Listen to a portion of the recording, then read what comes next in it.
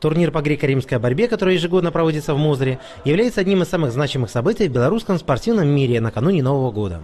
А уж среди борцов греко-римского стиля и вовсе состязание в столице Полиса имеет особый статус, и многие отечественные мастера свой славный спортивный путь начинали со схваток мозырского состязания, которое год от года только набирает свою популярность.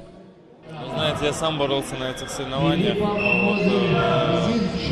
Это, наверное, один из первых стартов, которые я провел в Республике Беларусь. Но я думаю, это для подрастающего поколения неплохие соревнования, неплохие, для того, чтобы показать себя. Приятно, что Джавид не забывает своего тренера, благодаря которому тогда еще совсем юный борец приехал в Беларусь – Малика Эндижаевича Эскандерова. Малик Эскандеров, что я могу сказать, он хороший человек, добрый, хороший тренер.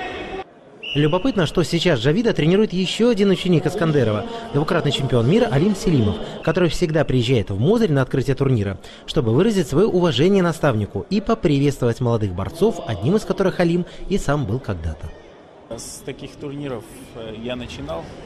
Я боролся сам на таком турнире. Это было в далеком, по-моему, 2000 году. Я выступал здесь. И я считаю, что это хорошая идея, это хороший старт для молодых ребят. Интригу турниру придало участие в нем азербайджанской команды, которая в каждой весовой категории возрастной группе выставила сильных спортсменов.